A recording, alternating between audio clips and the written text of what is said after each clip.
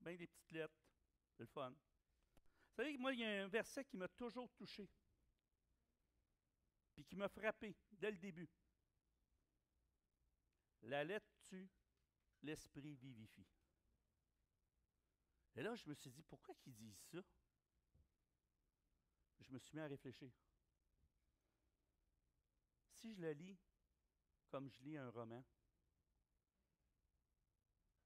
tout ce qui est écrit là-dedans va devenir complètement confus. Ça va m'amener encore plus dans la confusion et plus dans l'égarement. Par contre, si je la lis avec la présence du Saint-Esprit pour me révéler, tout prend son sens. Jésus parlait en parabole, puis il disait, pour ceux qui ne comprennent pas, il y en a qui ne comprendront pas, mais vous qui avez été appelés, vous allez recevoir cette révélation. Vous allez comprendre ce que je vous dis. Et c'est la même chose pour la parole.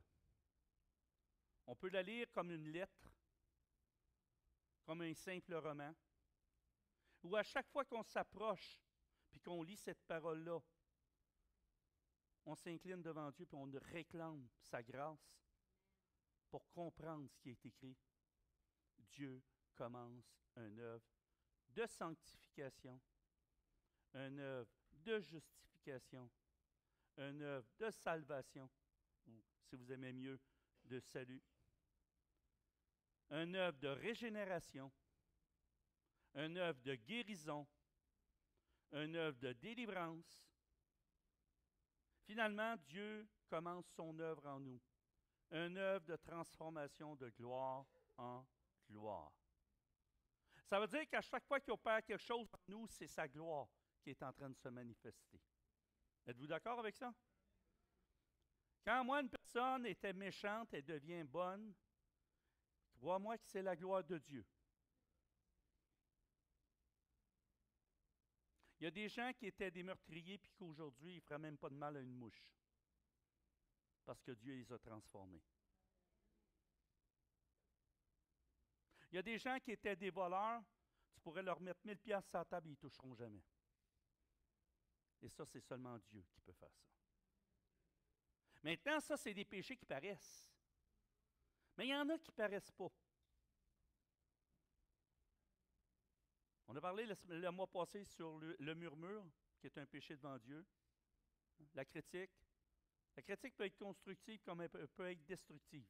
Ça dépend du motif de ton cœur. Mais quand le motif de ton cœur est un motif impur, c'est un péché devant Dieu. Quand tu critiques une chose, tu dois aller voir la personne qui est concernée.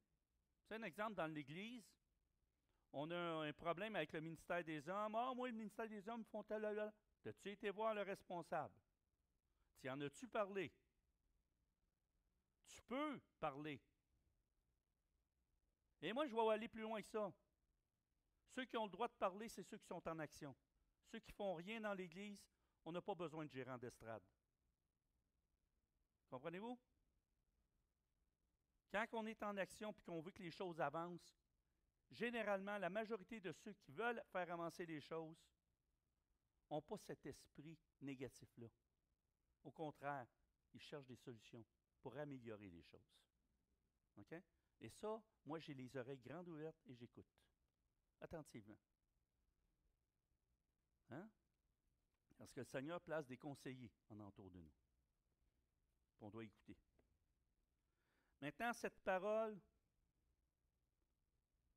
est spéciale parce qu'elle est vivante. Ce n'est pas seulement une lettre. Il y a la vie de Christ. Lorsque je rouvre ce livre, je rentre en relation personnelle avec Christ. Et Christ, par son Saint-Esprit, commence à travailler mon cœur. Ah ben là, tu sais, moi je tombe sur un verset, là, puis il est en train de dire que je devrais me taire. Ben là, moi, là, j'aime pas bien ça, on va changer de verset. Ah, celui-là, il dit que je suis une bonne personne. Moi, je l'aime. C'est pas comme ça qu'on prend la Bible. La Bible, on doit la prendre d'un couvercle à l'autre. On ne prend pas juste ce qui fait notre affaire, on prend aussi ce qui ne fait pas notre affaire. OK? Quand je lis les écrits de Paul, ça me dépasse. Paul a été reconnu comme l'apôtre de la grâce. Et pourtant, c'est celui qui a dénoncé le plus souvent le péché. Saviez-vous ça? Hein? Regardez chaque épître. Il exhorte. Il dit, qu'est-ce qui vous arrive? Pourquoi vous faites ça? Revenez. Vous dites que vous aimez Christ et pourtant vous agissez comme si vous étiez des gens qui ne connaissent pas Christ. C'est ce qu'il va nous dire. Maintenant, ce matin, moi, ce que j'aimerais faire, c'est aller plus loin. Aller plus loin dans la compréhension de la parole. Fait que j'aimerais ça qu'on commence par lire un passage. Mais avant, on va juste prier. Amen? Alors, Père éternel, je viens devant toi, Seigneur, dans le nom précieux de Jésus-Christ. Seigneur, tu es un Dieu merveilleux, un Dieu fidèle. Tu es fidèle. Et Seigneur, parce que tu es fidèle, Seigneur, ta parole est oui et amen, et tu l'accomplis. Père éternel, qu'on puisse ce matin, Seigneur, bien saisir, Seigneur, l'importance de ta parole, afin d'être affermi en elle, enraciné et fondé en toi. Père éternel, tu as donné cet héritage à chacun de nous, Seigneur. C'est ton héritage à toi. Et Seigneur, tu as des richesses pour nous. Alors, Père, qu'on puisse découvrir ces richesses, chacun de nous, Seigneur, dans nos vies. Et que, Seigneur, ces richesses puissent nous transformer de gloire en gloire. Dans le nom de Jésus. Amen. Si vous voulez, on va regarder Luc 5, les passages 4 à 6. Ça m'a frappé cette semaine quand j'ai lu ça. Ça dit ceci. Lorsqu'il eut cessé de parler, il dit à Simon, « Avance en pleine eau et jetez vos filets pour pêcher. » Vous vous souvenez de cette histoire-là? Hein? Là, il va dire, Pierre va y répondre. Simon lui répondit, « Maître, nous avons travaillé toute la nuit sans rien prendre. » Mais là, écoutez bien ce qu'il va dire. Là, il se dit, « Ben voyons donc, ça n'a pas d'allure. Qu'est-ce qu'il est en train de me demander? » Il est en train de me dire d'aller jeter mes filets. Ça fait toute la nuit qu'on a pêché. On n'a rien pogné, même pas pogné un petit mini. C'est pas drôle, ça, là. Hein? Moi, je le sais, quand je vais à la pêche, je ne pogne rien. J'aurais besoin de Jésus, là, tu sais. Alléluia. Et là, il va dire, sur ta parole. C'est puissant, là. Il dit, sur ta parole, je jetterai le filet. L'ayant jeté, ils prirent une grande quantité de poissons et leur filet se rompait. Wow! Quel miracle extraordinaire! Hein? Puis quand on lit ça, on regarde l'histoire, hey, c'est beau, il a jeté le filet, il l'a rempli, puis il est sorti, puis ça s'arrête là. Non, c'est beaucoup plus puissant que ça. Parce que là-dedans, moi, j'ai découvert des choses. Que Pierre avait le choix. Il avait le choix. Parce que regardez bien ce qu'il dit. Maître, nous avons travaillé toute la nuit sans rien prendre. Là, il est dans sa tête d'homme, humain, charnel. Il se dit, ça n'a pas d'allure ce que tu me dis. Êtes-vous d'accord avec ça? Hein? Si on veut le traduire en québécois, ça n'a pas de sens. Tu vois pas là qu'on n'a rien pris, là? Je ne suis pas pour recommencer un matin, moi, là, je suis brûlé. Faites ma nuit, là. Hein? J'aimerais ça aller me coucher. Fatigué, moi, là. Puis là, Jésus, il dit, non. Il dit, regarde, prends ton filet, là, puis jette-les. Wow! Un instant, là. Un instant, le doute, la chair se met à l'œuvre. Maintenant, l'Esprit de Dieu qui est en lui dit, ma parole est puissante. Donc, Pierre fait le choix de ne pas écouter sa chair, puis d'écouter l'Esprit qui est en lui. Donc, il va agir avec la foi. Amen? Il va avoir la foi. Et tout est une question de choix.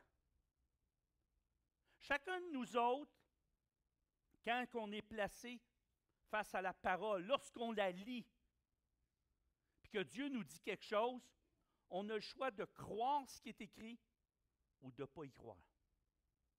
On a le choix de croire, oh, ben ça c'était pour lui, c'est pas pour moi. Ou simplement d'y croire. Dernièrement, Daniel a dit quelque chose à son groupe de disciples, puis ça m'a vraiment touché ce qu'il a dit. Dieu lui a révélé quelque chose que j'ai trouvé extraordinaire. Il a fait mention que quand Jésus a été baptisé, Jésus n'avait pas besoin d'être baptisé. Êtes-vous d'accord avec moi? Parce qu'à l'époque, on faisait le baptême de repentance. Hein? Le baptême qu'on fait actuellement, ce n'est pas un baptême de repentance, c'est un baptême d'identification à Christ. On s'identifie à Christ. OK? Mais dans ce temps-là, il faisait le baptême de repentance. Jésus arrive au Jourdain, Jean-Baptiste, il dit à Jean-Baptiste, baptise-moi.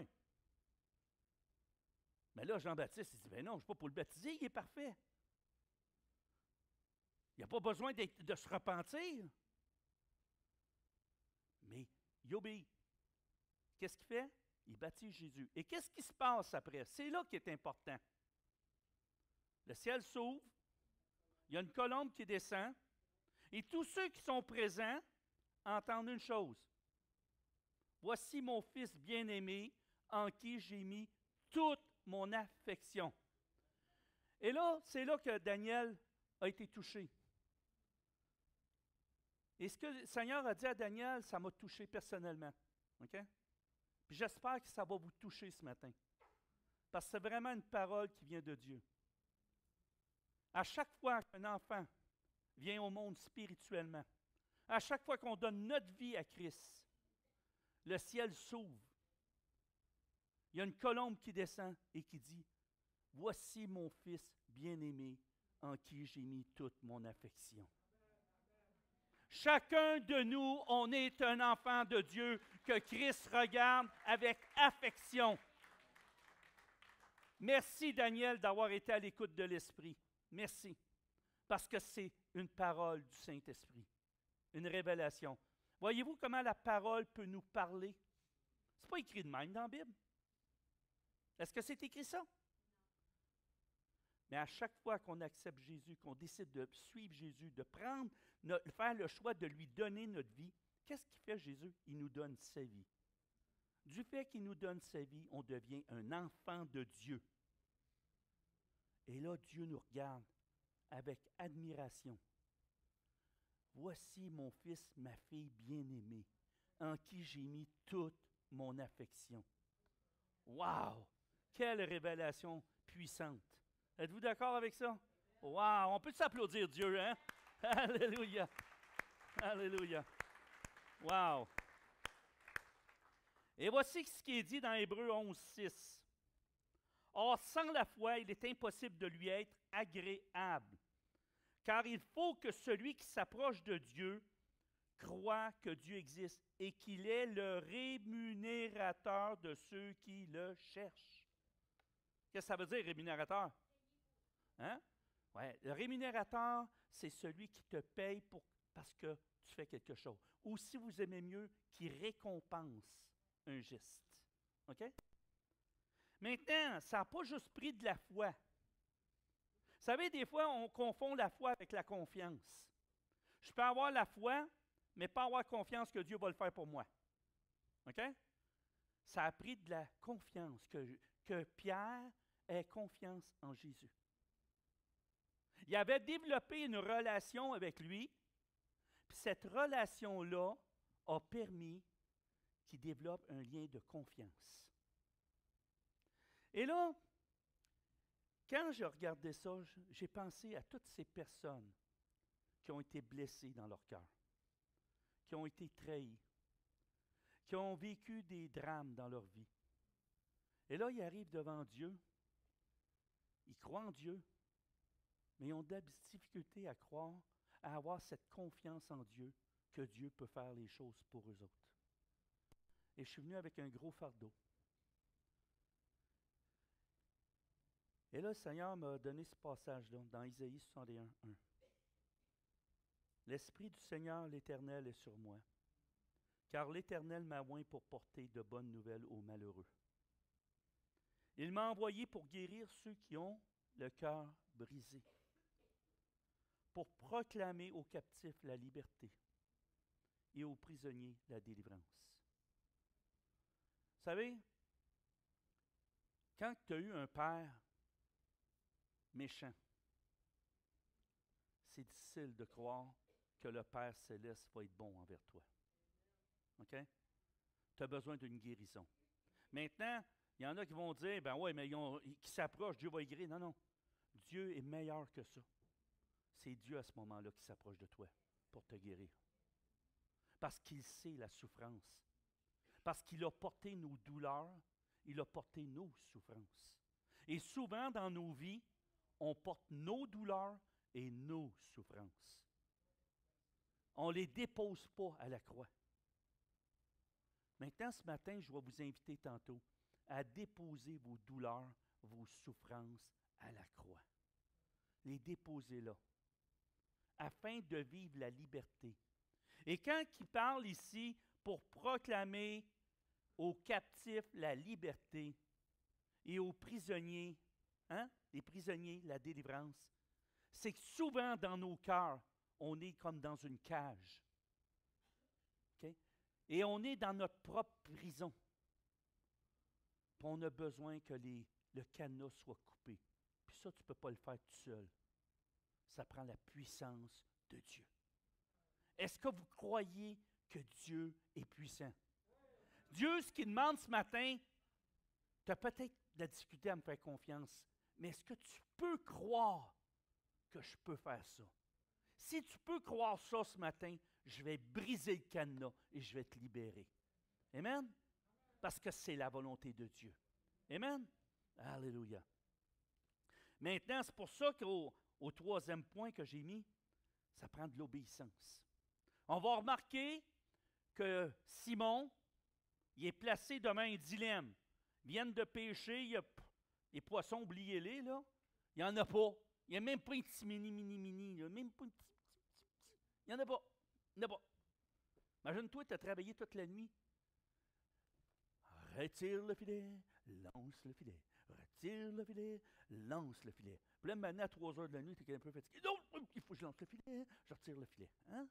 Il a fait ça toute la nuit. Puis toutes les autres aussi avec. Imagine-toi, il n'était pas tout seul. Puis là, il revient, ils sont tous débinés. Pas d'allure. On ne pogne rien.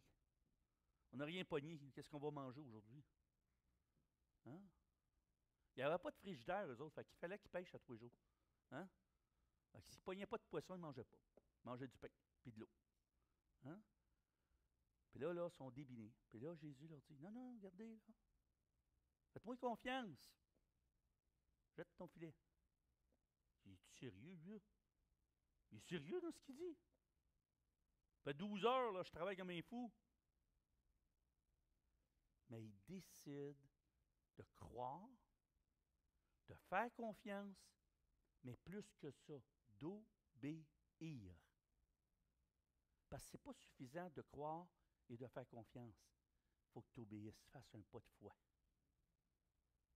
Donc, il décide d'obéir à Dieu.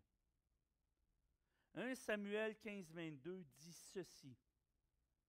Voici, l'obéissance vaut mieux que les sacrifices, et l'observation de sa parole vaut mieux que la graisse des béliers. La parole de Dieu, elle est oui et amen. Ce n'est pas négociable. Si Dieu dit quelque chose, Dieu l'accomplit. Dieu n'est pas un Dieu menteur. Dieu est un Dieu fidèle. Lorsqu'il décide de mettre son amour, son affection en nous, il nous traite comme un enfant chéri. Donc, chacun de nous, nous sommes chéris du Père. Nous sommes précieux comme la prunelle de ses yeux. Ce n'est pas juste Jésus, là. C'est chacun de nous autres ici. Ah, ben là, moi, je ne suis pas parfait, là, tu sais. Hey, je fais dur, moi, là je suis loin d'être comme Jésus. Il n'a pas dit qu'il regardait à ce que tu fais. Il regarde à ce que tu es et ce que tu vas devenir. Parce que lui, il voit déjà le produit terminé et parfait. Donc, arrête d'accepter la condamnation que Satan met sur toi continuellement. Parce que Christ, lui, ce qu'il dit, c'est que tu es pardonné. Tu es lavé. Tu es justifié. Est-ce que tu y crois ce matin? Alléluia. Moi, je veux voir ceux qui y croient, je veux qu'on applaudisse ce matin. Hey, yeah! Alléluia. L'attitude par excellence que Dieu recherche de nous, c'est l'obéissance. L'obéissance à sa parole. Si moi, la parole, je la lis jamais, est-ce que ça se peut que je ne sache pas c'est quoi, qu'est-ce que Dieu veut? Hein? Oh, mais Dieu me parle, moi, je n'ai pas besoin de la parole, Dieu me parle. Attention, es-tu sûr que c'est le bon Dieu qui te parle? Hein? Es-tu sûr que c'est le Dieu Tout-Puissant qui te parle? Parce qu'il y en a un autre qui se nomme Dieu, qui se dit Dieu. Il s'appelle Satan, qui est un ange de lumière. Est-ce qu'un ange de lumière est laid? Non, il est lumineux. Hein? Et qu'est-ce qu'on dit de lui? C'est comme un serpent. Qu'est-ce qu'il fait un serpent? Il se tord. Mais lui, Satan, il prend une vérité, puis il la modifie un petit peu.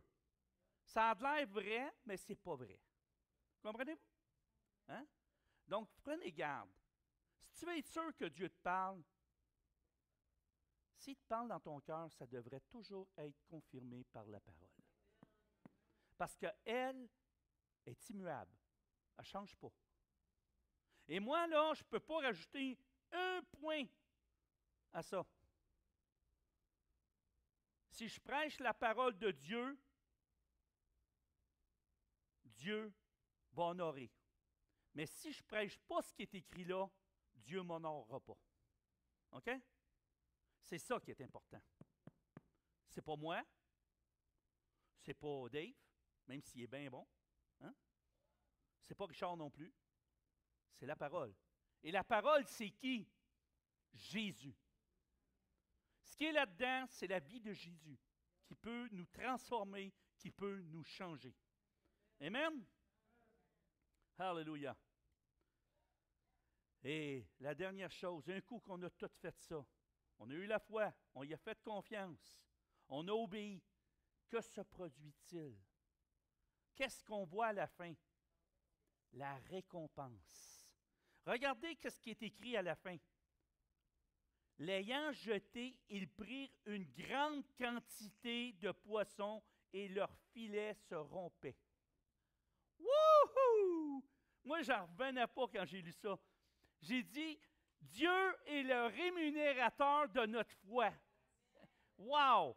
Mais quand il nous rémunère, ce n'est pas à petite dose, là.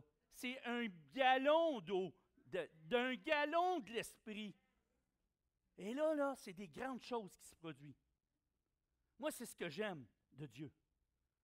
C'est que Dieu, là, ce qui lui plaît le plus, là, c'est lorsqu'on met notre foi en lui, notre confiance en lui, puis qu'on y obéit. Et quand on fait ça, là, on reçoit. On reçoit. Et ça, il ne le fait pas parce que vous êtes gentil. Il le fait parce que vous avez décidé de lui faire confiance. Hein? Parce que vous avez mis votre foi en lui, vous avez fait confiance, et Dieu, à travers de ça, fait des miracles. Et là, tu obtiens une guérison miraculeuse. Tu ne comprends pas pourquoi. Pouf, tu es guéri. Tu as décidé de croire.